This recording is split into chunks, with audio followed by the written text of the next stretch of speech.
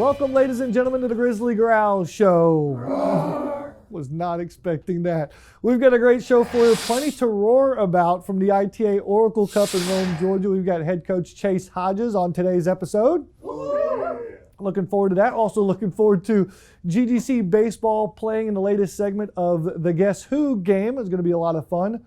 But first, we have some exciting news as GGC Athletics is delivering Christmas early to Grizzly fans all over the world.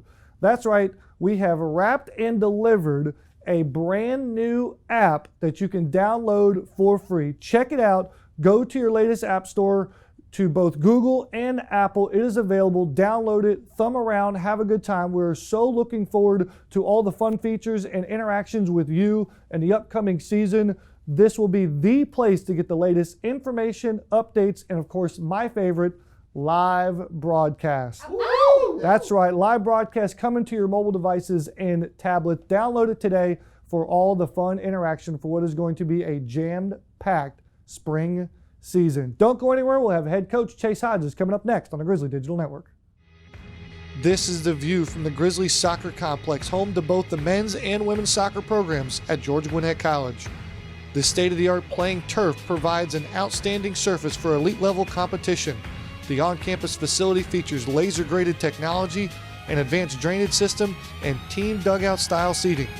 The Grizzly Soccer Complex hosts not only two top-notch soccer programs, but conference and national tournaments as well. For more information on our first-class facility, visit our facility page at ggcathletics.com.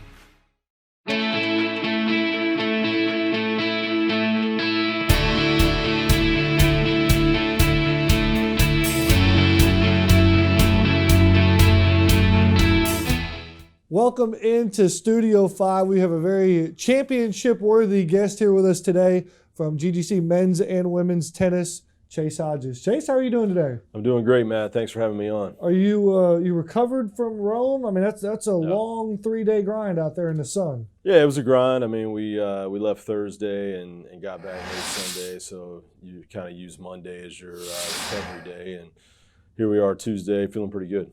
We have you on record previously saying that Mobile may be your favorite city outside of Atlanta. Right. Because of the success the Grizzlies have had. You've joked about buying a vacation home down there whenever you retire. Absolutely. Because you love it so much. It is. Do you have a second favorite city? Second favorite, I mean, Rome, Georgia's creeping up. It's creeping up. Because, I mean, Rome's just a great spot. I mean, it's if you haven't been there, it's one of the best tennis facilities in the country.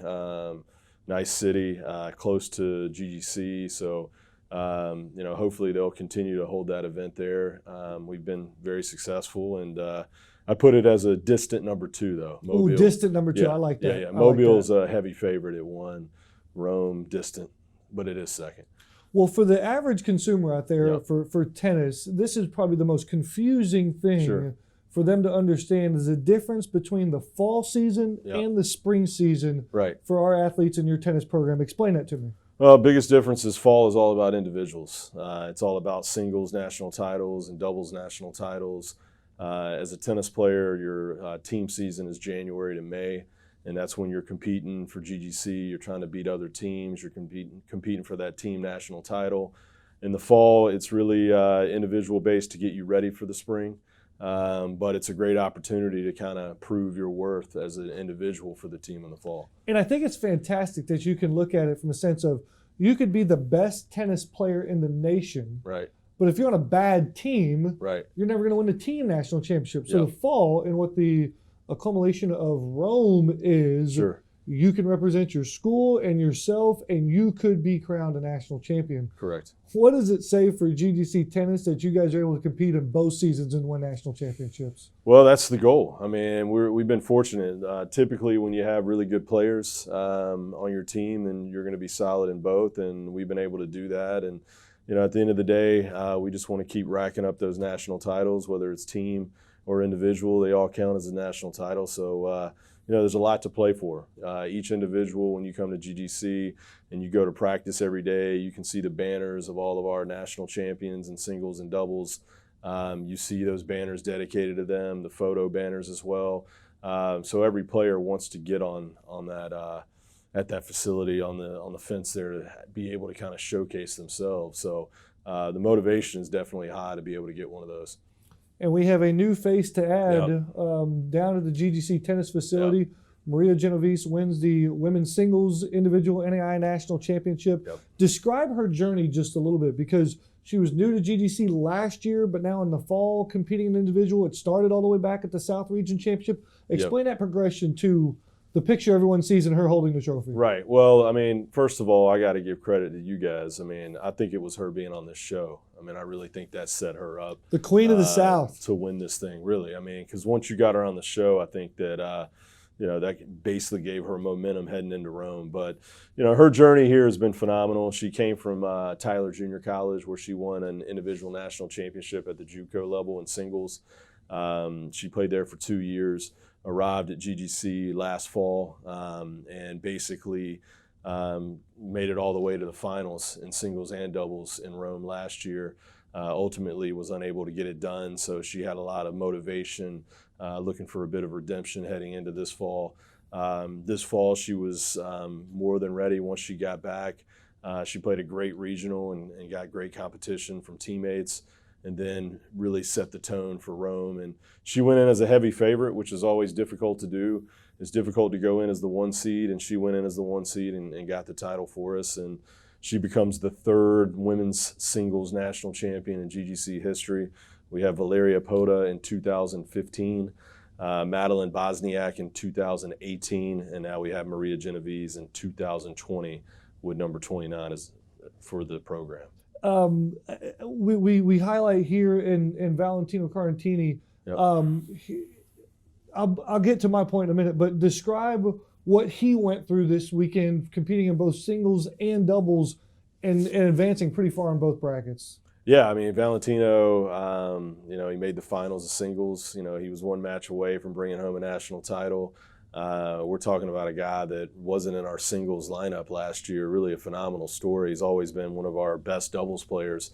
Him and Benassia advanced to the semifinals and nationals and doubles. Valentino's had a tremendous fall for us. Obviously, we have a good amount of guys that are going to be returning in January, but Valentino really put together some really impressive results in our regional to qualify for Rome, and then really played extremely well all the way into the final, and ran into a hot player in the final. So give credit to his opponent. But at the end of the day, for Valentino, this was a huge experience for him from a confidence standpoint, and it's big for our team because I really feel like heading into the spring season, he's going to be really a staple in our lineup now. He's kind of established that tone, and he's going to be a really, really tough out regardless of where he plays in our lineup. So this fall was major for him from a motivational and from a confidence standpoint. And if Valet made a name for himself, describe what Ava and Maria did in women's doubles, because they didn't even know each other 3 months ago, much less almost win a doubles national championship on the women's side. Put their accomplishment in perspective. Yeah, I mean, they basically were a couple points away or 2 points away from winning a national championship. Twice. Yeah. So, I mean, it was a situation where that match really, could have gone either way. A couple points here and there go our way. I think that we win that match. But at the end of the day, I mean, you talk about a team that really has no experience playing together.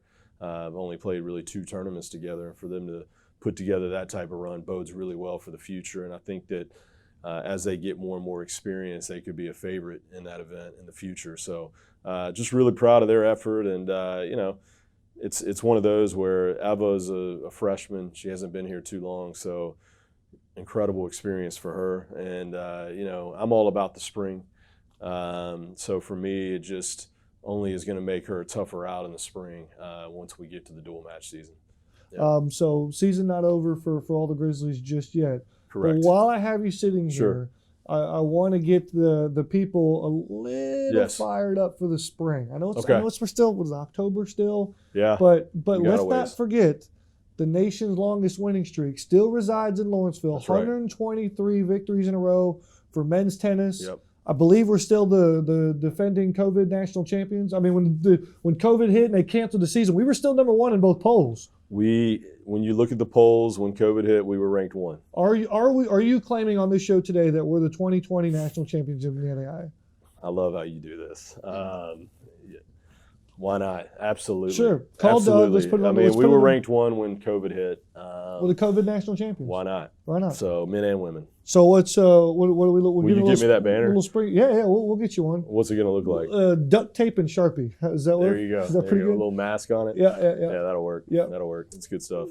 No, but heading into spring 21, I feel really good about both programs. Obviously, we'll start with the men since you referenced the win streak. Obviously, 123. We got to keep this thing rolling. We got some good, really high-level players that are going to be joining us in January. We have some returners that are going to be joining us back in January. We have our guys who were successful this fall. So we have a really good makeup of talent. For me, it's just really going to come down to, how hard are these guys willing to put in the effort? How hard are they going to work? Because, I think there's a couple teams that are, going to be in the mix. So really, it just comes down to preparation, who's working harder, and who really wants it more. Because you can't really put a measure on hunger in terms of how bad you want it. So my biggest thing is, it's sure we've had a lot of success, but we got to keep this thing going. As Neil Hodges, my dad, would say, as soon as you get fat and happy, that's when you get beat. So I'm trying to take that mindset out of our guys. And for the women, man, we were really, really good last year. And I know that COVID hit, but I felt like it could have been one of maybe the best team we've ever had in women's tennis history. We are able to retain a good amount of those female players, and we do have some really, really good ones coming in. So I'm ecstatic about our women's tennis program and what we're going to bring to the table. I think the future is really bright. We're going to have some young players coming in. They're going to be really competing for a top 6 spot. Obviously, not everybody's going to be happy because as a coach, you may have 8 or 10 on the roster. Not all of them can play, but I feel like we're going to have a really good team dynamic where they're going to be competing within themselves to break into that lineup. And sometimes that's the best type of mentality you can have as a team in terms of, kind of battling with your teammates to make that lineup. So I think that we'll force each other to get better, and I'm excited for both programs. Well, we're certainly excited about the spring and seeing all the Grizzlies back in competition down at the GGC tennis facility. But before I let you go, I think people have been watching this interview for far too long, and they have to know, Chase, where did you get the shoes? Is this just a coincidence? Did we go shopping together? Like, what is the deal here? Are we talking about these? Yeah, the shoes you have on there. Yeah, well, these are called the Mahony 2s. The Matt Mahony 2s.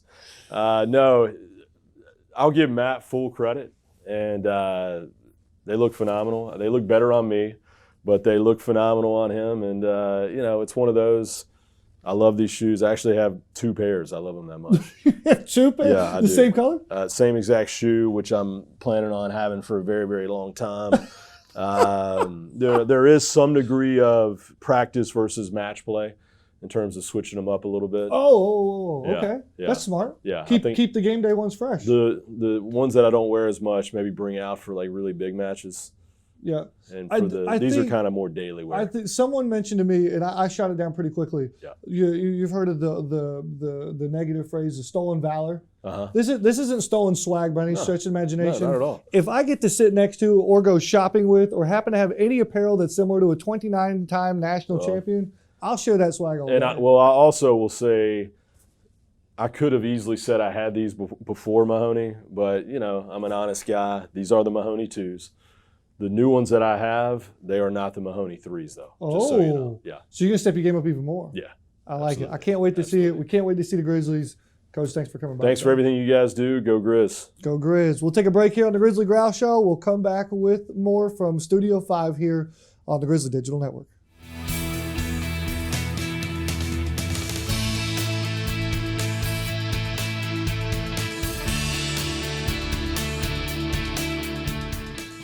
A grizzly bear can lift 1,000 pounds. So when someone tells you to be strong, be grizzly strong.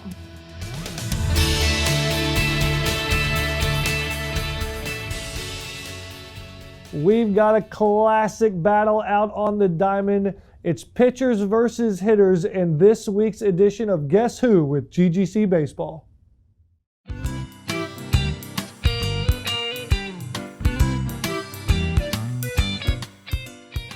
All right, welcome in, ladies and gentlemen, to the Grizzly Growl Show. We're here with GGC Baseball in the newest game, the Guess Who, sweeping the nation by storm. We've got the new law firm known as Hunter and Hunter, Dollander and Caldell. Gentlemen, how are we doing today? Great. Awesome. Are we excited about this? Am I looking at the winning group right now? Of course. What's the over under? I mean, can we get more than 20? We're getting at least 10 more than them. We're going to get 10 more. You're going to cover the spread is what you're saying. For sure. Okay, you're the favorites, and you're going to cover the spread. Okay, all right. Well, here we go. You guys know the rules. We're going to put 1 minute on the clock. You ready for this? Get your breathe in.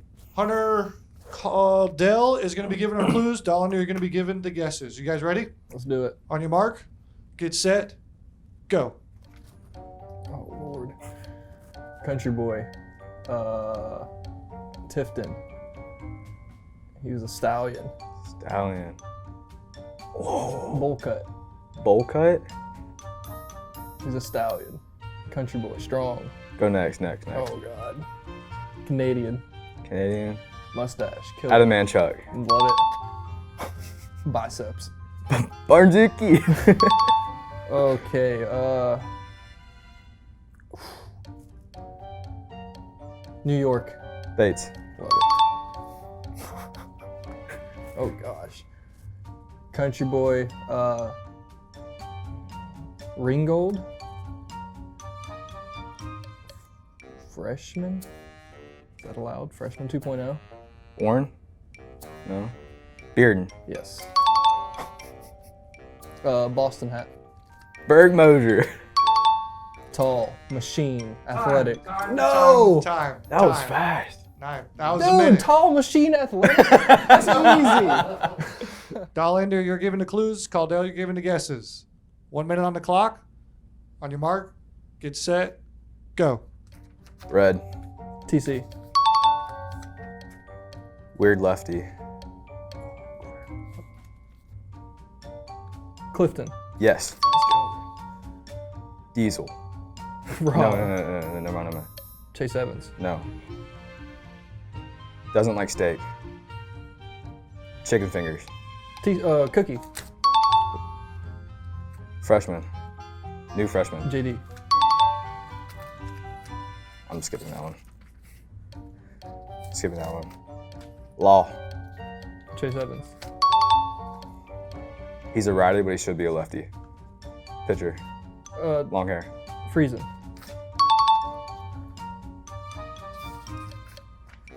Diesel. Rob. Ram. Seattle. Carl Harvey.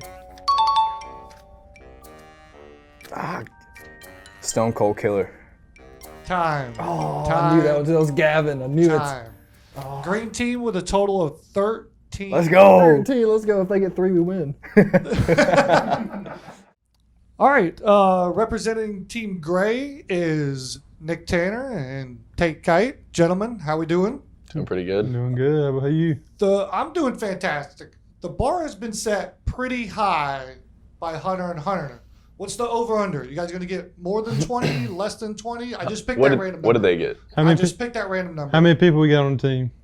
About 40. Probably about 40. Over 39. Over 39. Yeah, Okay. for sure. All right. Man, baseball is confident. That's all I know. All right, here we go. 1 minute on the clock. Nick, you're going to be giving the clues. Tate, you're going to be guessing. All right. On your mark, get set, go. You got him from ABAC. Clay Allen. Canadian mustache. Adam Manchuk. Same name as me. Barnes. Catcher, stupid.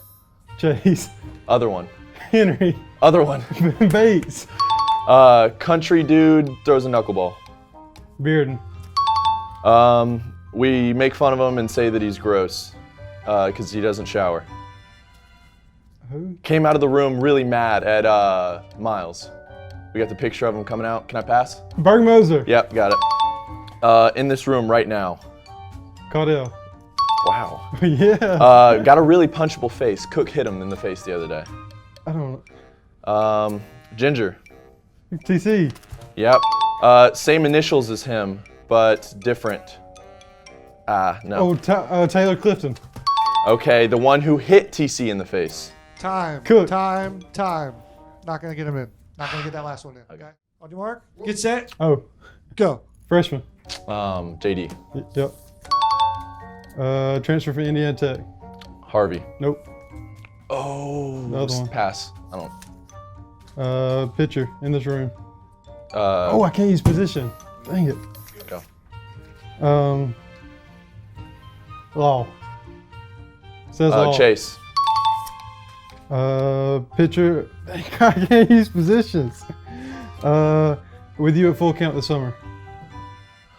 Hab. Yep. Also at full count this summer. Ogre. Hamby. Transfer for Indiana Tech. Harvey. Yep. 5 dot. Henry. Do the trip over the L screen in circuits. Ooh, Gavin. Yep. Our roommate. Gabe. Time. All right. It came down to the wire, gentlemen. We had a couple of wild pitches thrown there at the end. It almost cost you the game. Slow getting out of the block on this side, but like a true starter, you found your rhythm and found the zone a little bit.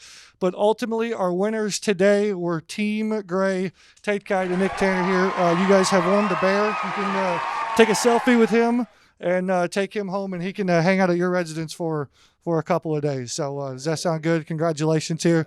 Thanks for playing along, guys. Greatly appreciate it. We're so looking forward to seeing you guys out there at the Grizzly Baseball Complex this spring. Sounds good? All right.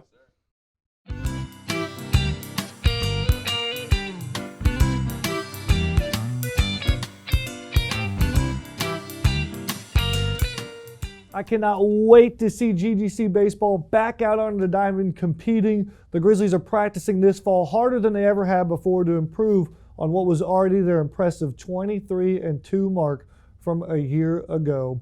Big thanks again to Chase Hodges for being on today's show. It's always a pleasure to have him on the Grizzly Digital Network. Fans, don't forget to log on GGC Athletics brand new app. Download it to your favorite mobile device. As for us, that'll do it here on the Grizzly Growl Show. It's a great day to be a Grizzly. So long, everybody.